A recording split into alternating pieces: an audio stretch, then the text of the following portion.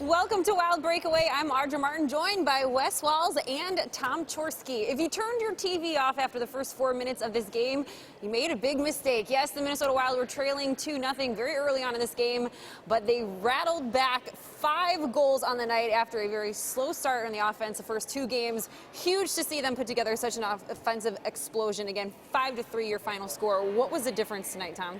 Well, I think they hung in there just real simply. I think that these guys found a way to dig deeper and bounce back from a poor start. And what I'm left thinking is that good for the guys. They go home tonight feeling really good about their performance, and good for them, or good for the fans. For the fans got to come to a home game and got a game that they deserved out of their team. Yeah, and really what I like too is how this Minnesota Wild finished the game. I mean, they weren't hanging on for dear life. They scored. They were up 3-2. Going into the period, we talked before the third period about making sure that the Wild didn't have to hang on for dear life. They scored a huge power play goal to make it 4-2. And, Dallas got one a little bit late, but at no point during that last 5 or 6 minutes really did Dallas have a great opportunity to score an outstanding third period, too, for the Wild.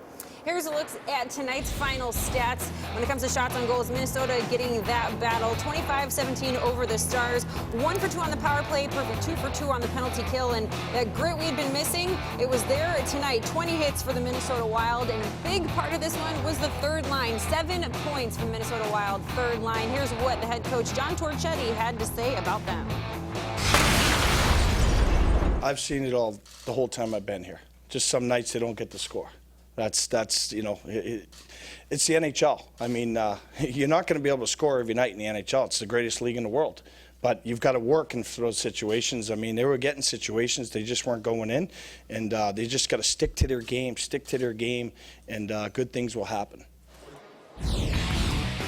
So another impressive Game 3 from the Wild. We've seen them put together some impressive performances in Game 3 and Game 4. If they're going to do it again, what's it going to take, Wes? Well, the first thing you got to do is just you got to have amnesia and forget about Game 3 right away. Yes, they played good. They have some confidence. There's no doubt about that. The other thing I really like too is only had to kill 2 penalties tonight. Game 1 and Game 2, they got in penalty trouble, and I think it really affected their the bench and the morale on the bench and getting guys into the game. Only had to kill 2 penalties tonight, which gave them nice flow.